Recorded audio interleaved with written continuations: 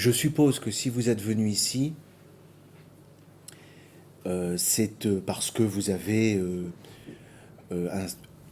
faut dire, une certaine inquiétude, puisque dans le titre il y est question de crise. Donc vous avez une certaine inquiétude quant à l'actualité de ce groupe qu'on appelle la famille, quant à son actualité en France, pour les Français d'origine, et puis également pour ceux qui sont d'origine maghrébine. Et vous avez le même souci, de manière plus large, pour nos sociétés, disons, ce qui inclut la société, la famille au Maghreb. Et si vous avez ce souci-là, moi je ne peux que vous faire part, disons, de mes propres inquiétudes et de la manière dont j'essaie de les traiter, quoi. Par, je dirais pas par la recherche, parce que c'est un mot qui ne veut plus rien dire, mais disons tout simplement par la méditation, je dirais pas la prière, mais au moins la méditation et l'étude, quoi, la lecture. Comment est-ce que j'ai fait?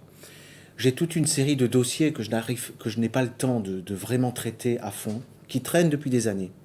J'ai aussi des livres que je lis, mais j'ai pas non plus le temps. C'est de tout ça que je vais vous parler. Ça se présente sous la forme de masses de matériaux, de dossiers. Et là, je les ai triés, classés, rangés, et j'ai essayé de leur donner un certain ordre, tout en leur donnant une certaine forme, sous la forme d'une hypothèse en fait.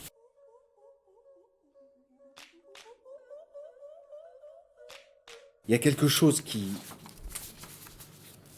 me hante, enfin qui me hante. Il y a quelque chose qui traîne dans l'actualité, mais aussi dans les livres. Il est toujours question de la structure. Mais on met rarement ça vraiment en lumière directement. La différence de structure entre la structure de la famille dans les sociétés maghrébines et la structure de la famille dans la société chrétienne, disons, européenne, occidentale. Alors, c'est tout de suite très difficile de donner des mots quand on essaye de se mettre d'accord. On peut dire qu'il y a une opposition entre l'Orient, qui inclut même des chrétiens, les chrétiens orthodoxes, les juifs, les, les musulmans sunnites, et l'Occident chrétien avec son histoire, quoi. C'est de cette différence de structure que je voudrais surtout parler. Je vais partir d'un cas qui m'est arrivé. J'avais un client, c'était une cliente, qui était turque. Alors, elle n'est pas maghrébine, mais on retrouve les mêmes choses dans le même... Et elle vient me voir parce qu'elle a un problème avec son mari. Et je vois au dossier qu'elle a le même nom que son mari. Et je lui dis, mais tiens, c'est par hasard, vous avez le même nom? Elle me dit, oui, c'est mon cousin. Je lui dis, mais c'est votre cousin par... C'est-à-dire, elle dit, c'est le fils de votre oncle paternel. C'est-à-dire que votre père, il a un frère qui a eu un fils et vous êtes marié avec lui. Elle me dit, oui, c'est normal. Je lui dis, mais ça, pour les Occidentaux, c'est quelque chose qui n'est pas possible, quoi. On appelle ça, nous, de l'inceste. On appelle ça de l'inceste. Et elle me dit, mais nous, on fait ça parce que quand on a des femmes dans la famille, pourquoi est-ce qu'on les donnerait à d'autres? On garde les femmes pour nous. Bon, c'est la réponse qu'elle me fait. Alors, je voudrais tout de suite, parce que c'est là l'aspect non magistral, mais plutôt atelier ou laboratoire, si vous voulez, je ne sais pas quel mot employer. Je voudrais tout de suite entrer dans un schéma qu'on va retrouver à chaque fois. Et du point de vue de la méthode, alors, ce serait absolument pas pertinent dans une conférence, là ça irait trop loin, de, de, de rentrer dans la réflexion et l'étude minutieuse de ce dont je vais parler, mais je veux simplement entrer en matière, voilà, c'est ça, entrer en matière. Quand on est confronté à toutes ces questions, nous juristes, enfin, nous opérons de manière casuistique, c'est-à-dire que nous essayons d'analyser avec la précision requise ce à quoi nous avons affaire. Et les anthropologues font de la même façon. Alors là, cette dame, moi, pendant qu'elle me parle, je fais un schéma. Alors, je la représente comme une femme, comme ça. Je fais le lien avec son père, que je représente comme ça. Donc, vous voyez, ça, c'est comme ça que je symbolise la relation de filiation. Déjà, ça, c'est déjà une base. Et je vois que son père, il a un frère. Donc, ils sont issus du même père. Et ce frère, il a donc eu un fils, voilà, qui est donc le mari de ma cliente. Vous voyez? De sorte que ils se sont mariés et ils ont eu des enfants, notamment un fils, deux fils, enfin, que je connais aussi par ailleurs pour d'autres dossiers. C'est-à-dire, nous avons une situation présente aujourd'hui. À chaque problème revient son découpage historique. Il ne faut pas se laisser enfermer par nos découpages, par exemple le Moyen-Âge, l'Antiquité, des choses comme ça. Bon. En ce qui concerne la famille, la structure de la famille, on a affaire à des choses, à des règles qui sont à la fois fragiles et souples, c'est-à-dire qu'elles peuvent changer rapidement, mais en même temps, elles peuvent rester stables sur de très très longues durées et avoir de l'influence sur le très long temps. Bon. Autrement dit, il peut y avoir des catastrophes qui se produisent en quelques années, c'est ce qu'on appelle une révolution. Alors là aussi, je fais une petite parenthèse, excusez-moi, j'aime bien les digressions, mais ça me permet de jongler avec les choses. Quand je dis crise occidentale de la famille aussi au Maghreb, c'est que on ne peut pas ignorer que ce qui est devenu le modèle occidental, qui a évolué et qui a pris des formes qui sont celles, j'en ai parlé tout à l'heure, de l'égalité absolue des sexes, jusqu'au point où on voudrait que les gens puissent à la fois choisir leur sexe et même ne pas choisir, être neutre, avec toute une organisation familiale qui est forcément complètement disloquée à cause de ça. Vous verrez quand je parlerai des structures pourquoi. Ce qu'on appelle maintenant le modèle occidental s'impose par la force des armes, c'est-à-dire par des bombardements, par des embargos, par des pressions au niveau de l'éducation, s'impose sur le monde entier. Bon. Et il y a justement en ce moment au Maghreb, que ce soit avec la réforme du Code de la famille depuis le Maroc jusqu'à l'Égypte, mais ça comprend tout le monde arabe, une occidentalisation, c'est-à-dire qu'il y a une tentative de lutter contre le modèle musulman de la famille. Hein, d'accord? Enfin, je sais pas, j'invente pas l'eau chaude, là. On est d'accord, quand même. Mais j'ai besoin de réarticuler des choses qui sont des évidences. Hein. On nous présente ça, par exemple, comme une lutte contre le voile, par exemple. D'accord? Sous l'aspect de la lutte contre le voile, c'est de ça qu'il est question. Donc il faut, sur ces questions-là, raisonner en termes de millénaires. Ça se joue sur des millénaires. 1000 ans, quoi. Au moins. Alors j'ai l'impression que c'est plus facile pour nous de raisonner en termes de millénaires parce qu'on est précisément en 2018. Donc c'est plus facile que quand on était en 1980, par exemple. Vous voyez, on était encore comme englué dans le deuxième millénaire et on se voyait au XXe siècle. Bon, aujourd'hui, on se voit au début du troisième millénaire. Bon. Il faut raisonner sur ces temps-là parce que la dérive dont je vous parle remonte peut-être à l'apparition de l'agriculture pour certains anthropologues. Autrement dit, nous serions sur des modifications de la famille qui remontent à 12 000 ans. Hein, mais ça dépend des endroits. Sur les endroits où naît l'agriculture, il y a 12 000 ans, déjà, il y a un début de phénomène de civilisation, disons, avec la ville, avec des modifications des structures. Et puis ça continue jusqu'à aujourd'hui. Et pour les Indiens d'Amazonie, ça vient de se produire. Et les anthropologues récents vivants, comme Clastres, ont pu voir les modifications. Ou Godelier, par exemple, a pu décrire les modifications en Océanie sur les tribus. Il a pu voir encore les dernières structures vivantes et puis observer leurs modifications.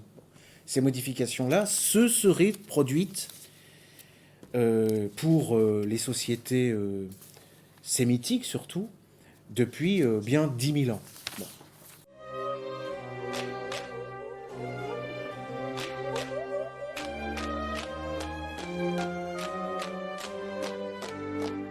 Quel est le schéma que les anthropologues nous disent être celui des sociétés, disons, pré-agricoles, enfin, ou dans les rudiments d'un système civilisé?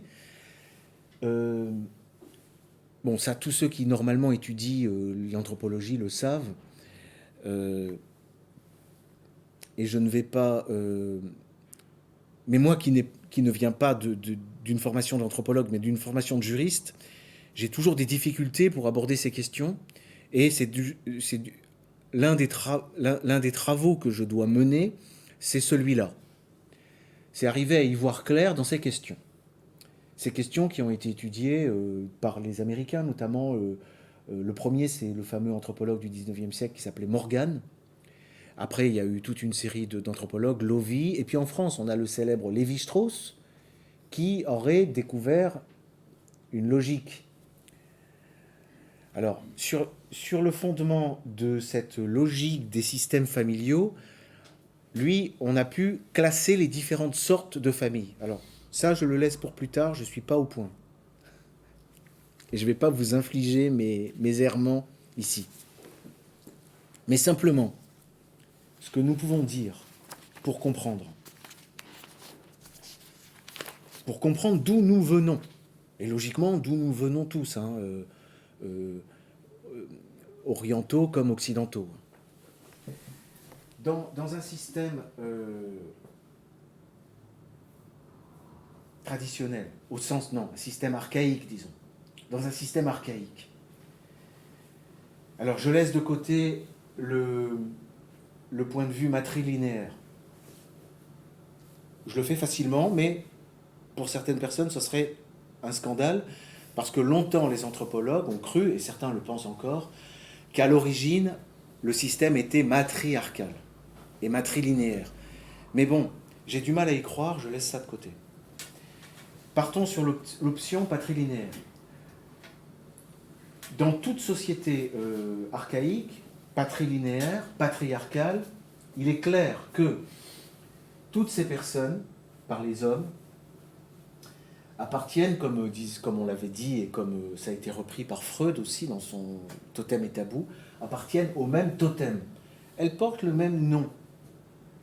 Et par conséquent, il y a inceste de manière généralisée avec toutes, pour cet homme-là, avec toutes les femmes qui descendent par les hommes. C'est-à-dire qu'il faut se représenter la famille archaïque comme une sorte de vaste arbre constitué, disons, uniquement des hommes. Dès qu'une femme apparaît, il y a inceste, on ne peut pas y toucher. Par contre, elle va donc se marier avec un autre groupe, et après, ça ne nous regarde plus. Elle va avoir des enfants dans d'autres groupes. Et évidemment qu'on va pouvoir se marier avec les enfants de l'autre groupe. Vous comprenez? Donc on ne tient pas compte de la filiation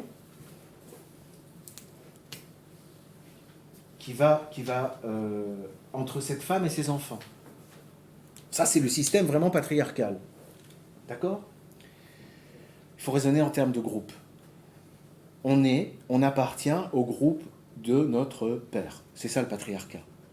Bon, on est dans le groupe de notre père. On porte son nom, on a son totem, on a ses armes, on a sa tradition, sa religion, ses ambitions politiques. On a d'ailleurs les devoirs de vengeance. On a la solidarité à l'intérieur de ce groupe. Ça, c'est à peu près généralisé, je crois. D'après ce que j'ai lu et compris, c'est généralisé au départ. Bien. Et interdiction de toucher aux femmes du groupe. Aux femmes du groupe, c'est-à-dire aux femmes qui sont nées du groupe, qui sont nées par des mères qui étaient dans le groupe, ou bien même aux femmes du groupe, c'est-à-dire la seule à laquelle on peut toucher, en fait, c'est notre propre femme. Parce que sinon, soit c'est des filles de notre père ou de nos oncles, etc., soit c'est des femmes de nos frères ou de nos oncles. On ne peut pas y toucher non plus. Ça, c'est le schéma général, le principe. Hein. Bon. Donc là, inceste, comme ça, généralisé à tous les degrés, que ce soit même si c'est au 12e degré, si c'est l'arrière-petit-fils qui a eu une fille, elle ne pourra pas se marier avec l'arrière-petit-fils parce qu'ils portent le même nom. Bon. Mais on peut se marier avec d'autres groupes. Alors, c'est là que c'est le passage un peu complexe pour moi, hein, mais je crois pour beaucoup de gens.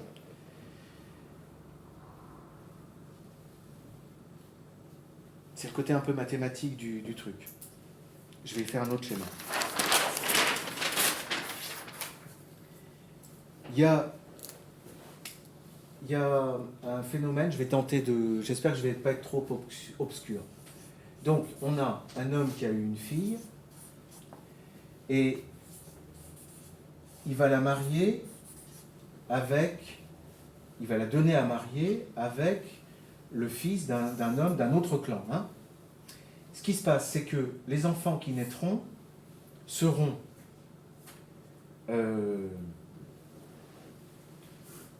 appartenant à ce clan. Bon. Mettons qu'il naisse une fille, ou on va mettre un fils. Il naisse une fille et un fils. Et par ailleurs, il a eu un fils, et ce fils, il a eu une fille. Bon. Il y a ce clan-là. Ils ont marié ce clan A. Ils ont marié leur fille avec un garçon du clan B. Bon, à la génération d'après, ils ont une nouvelle fille. Bon, ils peuvent la marier avec quelqu'un du clan C, du clan D, etc. Mais ils peuvent, c'est là qu'on est sur la limite justement de ces questions d'inceste et qu'on voit que les Occidentaux ont dévié, c'est qu'il peut aller jusqu'à la marier avec le fils qui est né de la femme qu'ils avaient donnée, vous comprenez? Ça, c'est possible. C'est possible. Ce qui fait que les enfants qui vont naître, c'est ça qui est un peu, mathématiquement, c'est un peu compliqué à... J'aimerais bien arriver à clairement expliquer ça, soit oralement, soit par écrit. Pour l'instant, j'ai jamais réussi mais peut-être que vous comprenez ou que vous le savez déjà, je ne sais pas. Ce qu'il faut comprendre, c'est que, ou quand on l'explique comme moi je vous l'explique, peut-être que c'est clair, ça a l'air, il y a des gens qui font comme ça. Ça veut dire que ce garçon, mettons, qui va naître là, sa mère, son grand-père, ça c'est sa grande-tante, qui est aussi, par son père, sa grand-mère. Vous voyez? Oui, mais c'est important ça. Parce qu'on en déduit des choses. Bon, bref. Lui, elle s'est mariée donc avec son cousin. Elle s'est mariée avec le fils de sa tante. J'avais trouvé un point de vue qui était un peu plus clair. Vous avez un frère et une sœur. Un frère et une sœur. Ils ne peuvent pas se marier ensemble. Hein. Même chez les musulmans. Là, c'est vraiment impossible. Là, c'est inceste. C'est comme se marier avec sa mère, ça, c'est pas possible non plus. Un frère et une sœur. Le garçon, il a une fille, et la fille, elle a un garçon. Voilà, c'est ça. Eh bien, leurs deux enfants, ils vont se marier ensemble. Ils pourront. Il n'y a pas inceste. Voilà. Et ça, c'est le schéma du mariage typique. Pourquoi? Parce que, alors pour des raisons, parce que ça peut se reproduire à chaque... bref, ça génère l'échange, enfin ça permet l'échange à tous les... Ça permet de reproduire l'échange, ce que ne permet pas le cas où c'est deux frères, par exemple. Ah non, deux frères, on laisse de tomber. Mais c'est un frère et une sœur qui vont marier leurs deux filles. Non, ça ne va pas non plus. Vous voyez, j'ai des problèmes de mathématiques. Bref, en tout cas, la grande découverte de Lévi-Strauss, c'est effectivement le schéma du mariage généralisé, comme ça. C'est-à-dire, un frère et une sœur vont faire se marier réciproquement leur fille et leur fils. Voilà. Ça se traduit au plan des clans par des croisements, des échanges. Vous voyez ? Et ça, par exemple, Godelier, qui est un des successeurs de Lévi-Strauss en France, l'a bien observé. C'est-à-dire que soit il y a échange tout de suite, c'est-à-dire que vous avez aussi des cas, c'est-à-dire que vous avez deux garçons qui échangent, deux garçons, ils sont là, excusez-moi, qui échangent tout de suite leur fille, pardon. Putain, j'y arrive pas. Non, mais en fait, oui, c'est des garçons qui échangent leur sœur. C'est-à-dire, lui, il prend la sœur de lui, et lui, il va lui donner sa sœur. Ou alors c'est différé. C'est-à-dire que là, il a donné sa sœur, et bien après, donc lui, il a pris la fille, et la génération d'après, il redonne ça. Non, ça va pas. Bon, enfin, vous m'avez compris. Vous avez surtout compris que c'était un peu compliqué. Mais ce qu'il faut retenir de ça, c'est uniquement ce schéma-là. Voilà, là c'est une fille et là c'est un garçon. Voilà. Eux, ils peuvent se marier. D'accord ? Bon, vous y voyez ? Bon, ce schéma-là est possible. Est possible dans les sociétés archaïques. Bon, il est aussi possible, évidemment, dans les sociétés endogames, mais il n'est plus possible dans les sociétés occidentales et chrétiennes. Alors, il l'a été, parce que grâce au mécanisme des anthropologues dont je vous parlais tout à l'heure, en étudiant la langue latine et l'origine des... Vous avez une remarque peut-être ? Non, si, avec plaisir. Allez-y. Parce que du coup, en fait, concrètement, ils peuvent, parce que forcément la fille, elle s'est mariée avec un homme d'une autre filiation. Exactement. Donc, logiquement, elle appartient à cette autre filiation. Voilà. Ça, c'est important d'avoir... Ça, je l'avais compris. Mais après, ça, c'est... Oui, je pense c'est peut-être la clé, d'ailleurs. C'est peut-être suffisant, parce que j'ai aussi un défaut, des fois. Non, mais parfois, je suppose que les choses sont plus compliquées encore que ce que je comprends. Non, alors elles ne changent pas de nom, mais elles portent le nom du père. Elles portent le nom de leur mari. Mais attention, en Occident, c'est un usage. Et leur vrai nom, c'est le nom de naissance. Hein. Ah oui, oui, oui. Elles n'entrent pas dans la famille du père. Or ça, c'est un grand classique en Occident. Oui, du mari, pardon. Elles n'entrent pas dans la famille du mari. C'est un grand classique. C'est de dire que les femmes sont des pièces rapportées. On le dit comme ça. Et alors, en lisant dans mes lectures sur les sociétés maghrébines, je vois d'ailleurs que la fille qui est de la famille, qui s'est mariée avec son cousin paternel, elle est chez elle. C'est une reine. Elle est avec sa mère, elle est avec ses tantes, elle est avec ses sœurs, avec ses filles. C'est tout le même clan. Mais par contre, la fille qui vient d'une autre famille, pour elle, ça sera très dur. Ça me ferait penser à la blague de Coluche. Il y en a qui seront des femmes et qui en plus se marieront dans une autre famille. Et pour elles, ça sera très dur. C'est ce que dit Tillon.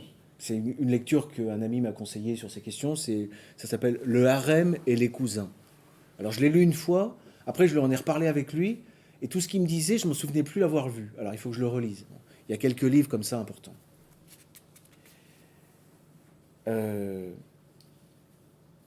Donc il y a ça. Alors, on sait que les Romains étaient sur ce schéma d'échange comme ça archaïque grâce aux traces des noms pour désigner le grand-père et l'oncle. Là, je pourrais donner la démonstration, mais elle n'est pas très difficile à trouver. Elle est chez Benveniste, Émile Benveniste. Ça serait difficile d'arriver à vous donner les termes. Bon.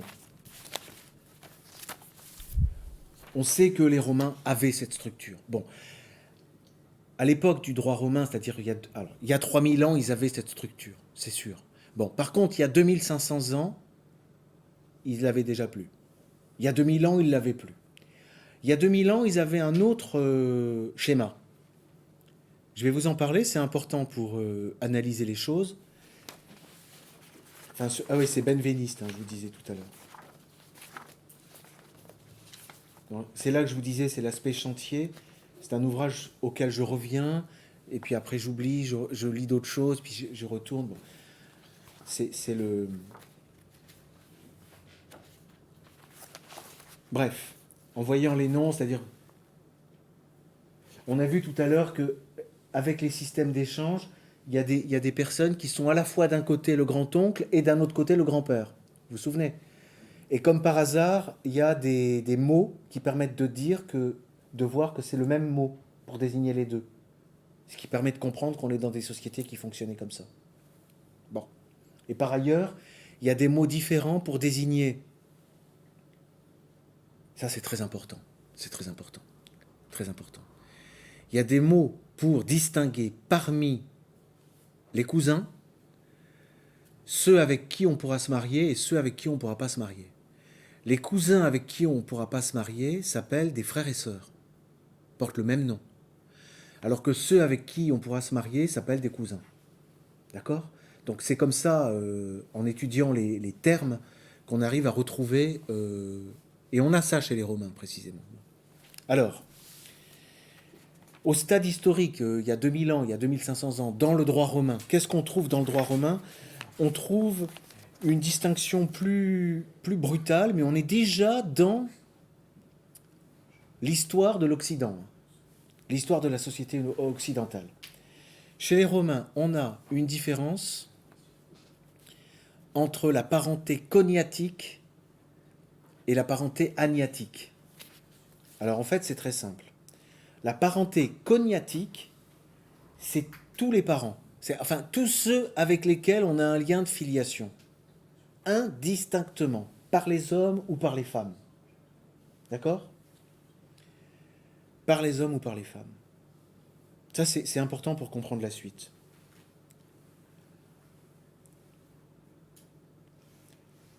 Cousine paternelle, maternelle, dès lors qu'il y a un ancêtre commun, on est sur la cognation. Et même avec cet ancêtre et avec tous les ascendants et avec tous les descendants.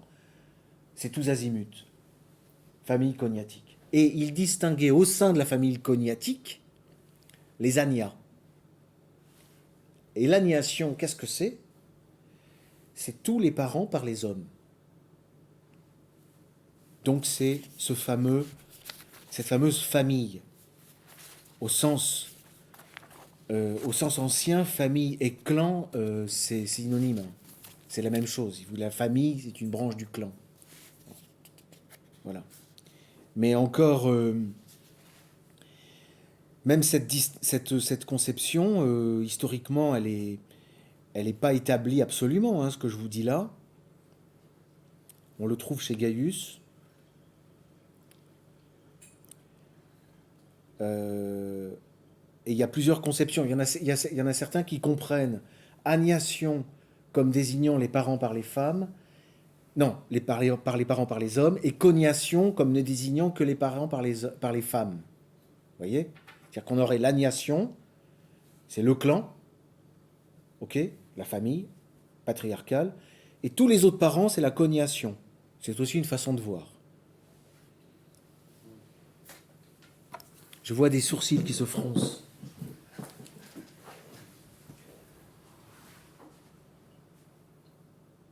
Selon moi, et selon aussi Yann Thomas, quand un latin parle de cognation, il parle de tous les parents. Et au sein des parents, il fait un compartiment pour l'agnation. D'accord? L'agnation. Bon.